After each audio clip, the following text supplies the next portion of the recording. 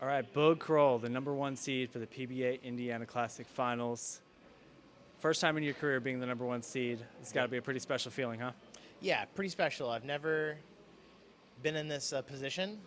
Usually I've worked my way into a show or like snuck into a show, but leading, it's a brand new thing for me. And you weren't leading until the very last game here. You, Ryan Barnes, and Marshall Kent separated by just less than 20 pins, the three of you going into this last game. Describe the intensity of that moment, knowing that you could go anywhere from first and apparently down to fourth. I didn't really know what was going on. I was like just worried about keeping up. With the scoring pace so high, I was really just worried about striking as much as possible, not really worrying about what they were doing. But I was kind of doing the math in my head where I was like, okay, it's reachable, but I didn't really think too much about it. And then, like, halfway through that game, I saw them kind of struggling. I was like, okay, this is kind of doable. I just wanted to make the show, honestly. I was like, 1 through 5, I'm fine with, but if we can get to a number one position, it'd be a lot better for the mental. Yeah, and your run to the one seed really started with the first two games tonight. And a strike barrage to start the night. What was working so well for you? Obviously, scores were high all week, but in Yeah. particular, those first two games you came out firing. Yeah, so this morning I went, I think, 305 over to put me in a better position for right now. Um, we committed to urethane, and I had an amazing look. I missed 3 times the first 2 games and went 280, 280. And just from that, I couldn't get out of it. I tried to, but I couldn't convince myself that reactive was a choice. So one ball Johnny the entire 6 games, and it was enough to luckily land me to the number one seed. Would that have been possible, you think, in earlier rounds with four on a pair compared to two players on a pair for the last round? I don't. I think with 2 on a pair, it really stretched out the pattern, and with less traffic throwing urethane, I was able to stay in my little zone and just adjust speed and stuff like that. Right. You're going for your third career title on Sunday. How special is that opportunity for you? It's incredible. It's so hard to win out here. People don't understand. Like, our season's so short as it is, 10 weeks, plus the World Series and a couple other events. These guys are truly amazing at what they do. And just an opportunity to win my third time out here would be just top, like, the cream of the crop, you know? It would just be truly amazing, and I'm grateful to be in this position right now. After the first couple weeks, it was rough, and I was like, I'm ready to go home for a week or so to really check the mental, reset everything, but I'm very glad I'm here now. Absolutely. A couple years ago in Delaware, you got your first title. It was a weird couple of games for you on TV. We've talked a lot about how you felt. You didn't want to be remembered as a one-time champ or Yeah. a one-hit wonder type of thing. And win again later that year. You win the playoffs. The next year, you make the World Championship Finals.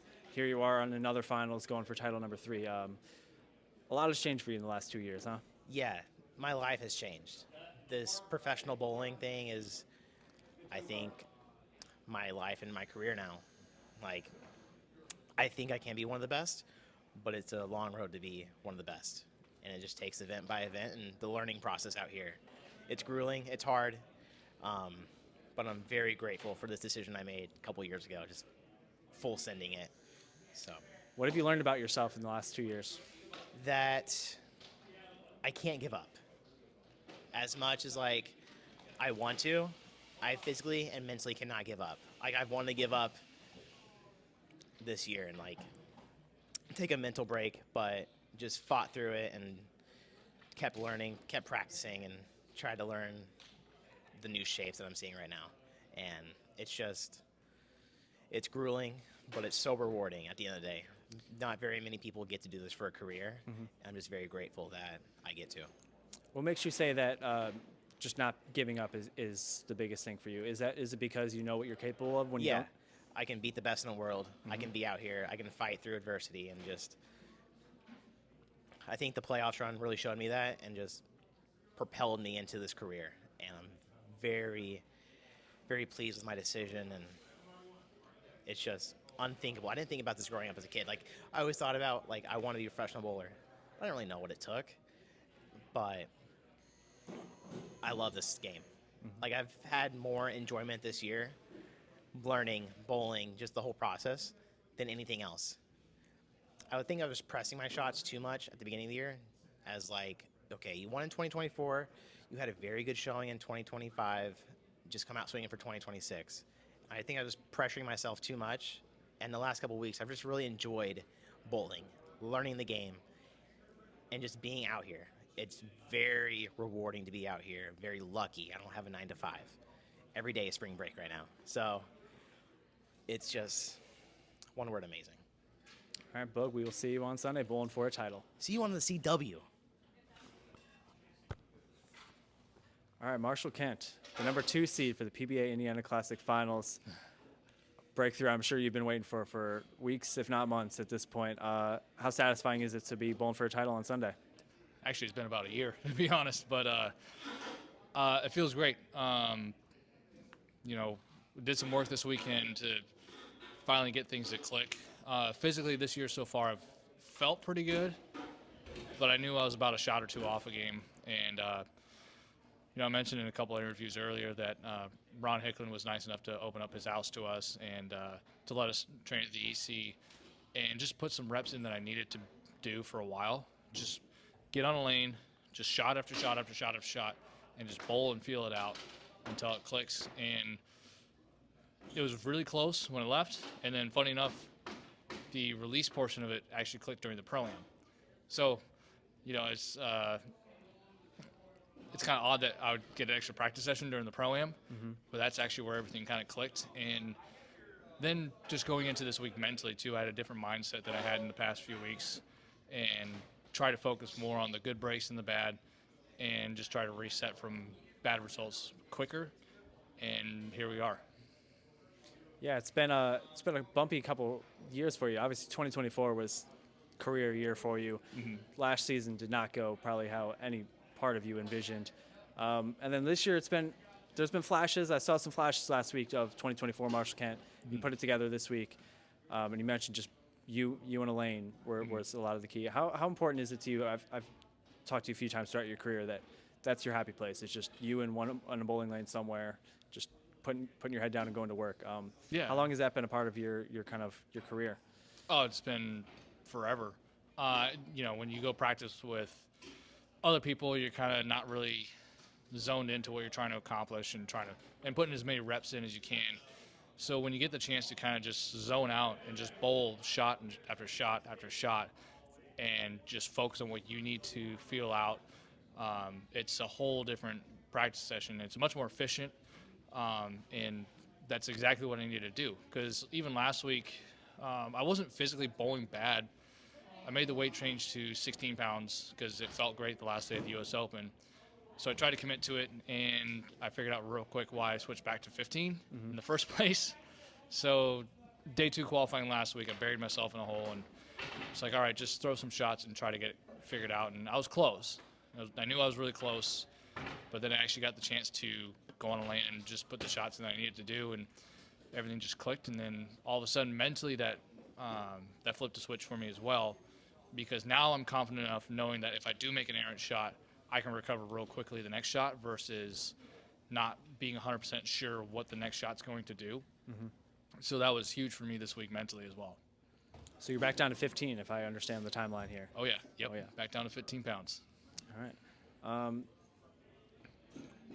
I feel like a lot of guys don't change weights too often. I feel like in recent years it's become more of a thing. What was the impetus for trying 16, and then what did you learn real quick why that didn't work? So the reason I went to 16 pounds was because at the U.S. Open the last day, obviously a lot of plastic going down lane. Well, my spare ball is actually 16 pounds. The way it felt off my hand that day was a feeling I hadn't felt in a long time. And I had some of my field tricks back. I felt my hand kind of manipulate the ball on a dime. And so that feeling, I said, okay, I'm going to take a bunch of 16-pound balls, drill them, try next week. And actually coming out of the gate last week, I bowled really well. But the ball motion when you have to get, in pretty deep and steep with your angles, 16s are earlier and slower, and it's really hard to get them to come off the corner the right way and not try to force something to happen. And that's what I ended up getting trapped into doing, was forcing something to happen. And you just can't do that because that brings in so many errors. You can't do that out here. So I went back and, like I said, just put some reps in and felt something with my release I haven't felt in a year and a half, and everything just clicked. Yeah, you've had these kind of ups and downs throughout your career. Something I hear a lot from players is trying not to let like your bowling performance dictate how you feel about like yourself as a person. Mm-hmm. How have you learned to kind of make that kind of statement a reality for you, if at all? And how do you kind of balance when you're struggling on the lanes or when you're bowling really well on the lanes and not letting that try to affect your personal life too much? I think it's just a never give up mentality. Unfortunately, I've had to dig myself out a lot of holes, so I have some experience doing it. But yeah, there was just something about even these first 4 weeks, even though they didn't go the way I wanted them to, I knew I was close. Like, it was different than last year. Last year, I really didn't have a clue what to work on, and I had a lot of other things going on. But I knew going into the season, I felt good. And even the bad weeks, I said, okay, I'm really close to figuring this out. Now I just have to put the pieces of the puzzle together, both physically and mentally, to be able to do it. And this week was a great example of putting the pieces together physically, mentally, and being able to see the picture ball motion-wise. You know, Woj and I worked unbelievably well this week to see the picture pair to pair and even see the transitions, and the picture was just crystal clear the entire time. And so I think that helped the mental confidence as well as the physical confidence, knowing I had some margin for error with the pattern, but I also had faith in my ability to make the shots when I needed to, and it just felt great. And no matter what happens on Sunday, it's nice to have that feeling back going into the rest of the season. Absolutely. 2 games away from your next title. That's got to be a pretty great feeling and exciting opportunity. What's it going to take to get that job done? Just execution and just make shots, just like we've been doing all week. Just see the pattern for what it is, make a decision, commit to it, make some shots, and whatever the result is, it is what it is. All right, Marshall, we'll see you on Sunday. Absolutely. All right, Timmy Tan, the number 3 seed for the PBA Indiana Classic Finals. Exciting moment for you, your second career show. The emotions were on your sleeve all week. How special is this opportunity for you to bowl for another title on TV? I would say it was unbelievable, and actually this week I didn't really think a lot about my game, because I was doing some changes on my push away with slam, and throughout the 30, how many games we put? 36 game. What in my mind was just my push away, instead of I keep chasing the strikes, so, and it turns pretty good to me. Yeah. The last game you shoot, I believe, 279 to jump from in a battle just to make the show all the way up to the 3 seed. A far cry from the last year when you made the show in like these weird circumstances where Kyle leaves this weird split and you're like away. You didn't even want to watch at the end. So how much more rewarding is this feeling like you just threw 10 in a row to make the show? I think it was crazy, and I try not to look at the scores, but the score just right under my game. Mm-hmm. So I was like, oh shit. It's just like, I think 6 spin between 3 of us. Mm-hmm. Yeah, and at that moment, I was talking to Schlam that I'm not gonna look at my scores or anything. I'm just gonna focus on what we are working at, and it pays off. Yeah. Yeah, it's easier said than done. And when you shoot 190 to really, I mean, you were in 4th pretty secure, and then you really struggled in Game 5 tonight. How were you able to shake that off and really put up one of the best games of your career in that last game? Actually, to be honest, I was pretty nervous when I wasn't getting any strikes on the Game 5. Mm-hmm. And like I said, I talked to Schlam, and I actually realized that I was rushing my shots instead of I was focusing on what I'm working on. Mm-hmm. So, and at the field, I make a ball switch to the IQAI, and it turned out good. And I told the ball rep was like, I'm just gonna go for it with the IQAI, and we just throw good shots and let everything in play. Last year at this time, you were looking to become the first Malaysian to win a title. Obviously, Tun Akeem got the job done for you guys in Reno. How much did that win mean to you, mean to your country, and how much would you like to be number 2 this weekend? Oh, there's a lot. That's a lot. I I'm the first one that made the show. Of course I wanted to win, but he won the World Series, and of course it's a great thing for Malaysia, and I would like to win one. Yeah. Yeah, absolutely. Yeah. How much you guys? It's 25 plus hours to travel here. More than that. More than 30 probably. 30 hours, yeah. So, and you're away from your families for months on end. How hard is the grind week to week, day to day, just being away from home and away from everything about your normal life, and to be able to compete out here? I would say it's kind of tough, but it's kind of like getting used to it because this is my 3rd year on tour. So I've been calling back home to my parents and my loved ones, and every day we've been talking. So still okay. I still can adapt it. Yeah. All right. It's going to be some high scores on Sunday. What's it going to take to get the job done? I think it's gonna be 250 and above to get a chance.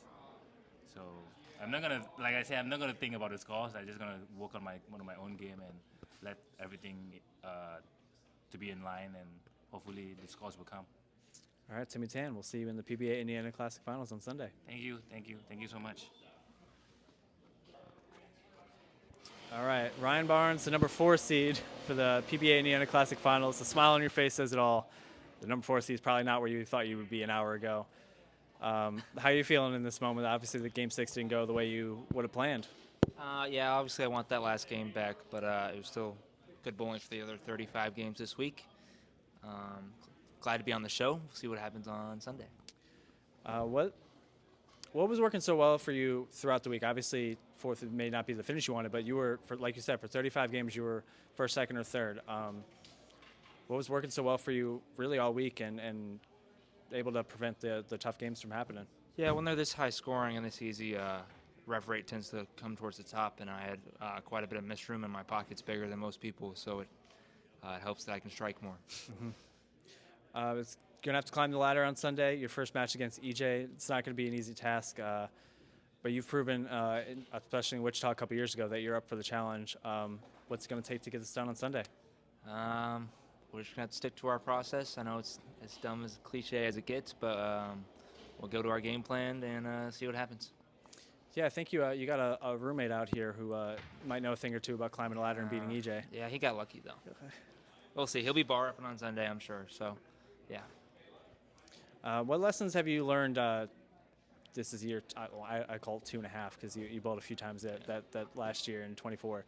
What lessons have you learned about yourself just throughout the week and on the show that you think can help you out on Sunday? Oh, boy. I mean, I've learned lots. We're just trying to really learning my game and how I can succeed in these kind of formats that are ongoing and pattern. I've noticed some things. I don't want to give away secrets, but we're figuring it out. How would you rate your 2026 season so far? I've cashed every week. It's probably like a 7.5 out of 10. Definitely missed out on some matches, but it's coming together. What was the difference this week being able to make the show as opposed to last week's where you were right on the doorstep, but obviously breaking through this week? Oh, man. Just struck more, better process, got some physical game work in with some of the guys in between, and it really helped me this week. Yeah, I heard you were struggling with spares earlier in the season and shooting 10 pins a little bit differently now? Yeah, I've thrown a little cutter at the 10 pins now, so I think I only missed one makeable for the week, maybe 2. So, yeah. That's positive. Yeah, that's pretty good. All right, Ryan, we'll see you on Sunday against EJ Tackett. Should be fun. Peace. All right, EJ Tackett in the Indiana Classic Finals, 45 minutes from your home. A special homecoming week for you here. How special is it to let this party carry into Sunday? It was a stressful week, to be honest. I wanted to be in this position so badly. Obviously, I want to be the number 1 seed, but maybe my ambition hindered me from being a little bit closer to that. But it does feel good to be on the show and have an opportunity to win this championship. Being so close to home and being in a bowling center that I've spent so much time in throughout my life, to have a chance to win a PBA Tour title in this building is pretty special. Yeah, how long have you been coming here? I imagine you were here in your early I- teens, if not earlier. I don't remember the first time I ever came here and bowled. It was probably like a Fort Wayne City junior tournament, and I could imagine I was probably in single digits years old. So I would assume I've been bowling in this bowling center for the better part of 25 years. That's a pretty crazy full circle moment for you, huh? It really is. It came down to the wire there. 3 players within 6-8 pins for the final 2 spots. Yeah. How important was it for you? I noticed your pair, for whatever reason, got going a little bit quicker. How did you feel it was important to kind of get ahead and set the tone? Oh, absolutely. I feel like anytime you have the opportunity to apply a pressure to your opponent, you definitely need to take advantage of that. And that's exactly what was going through my mind. And everything was going great right until the middle.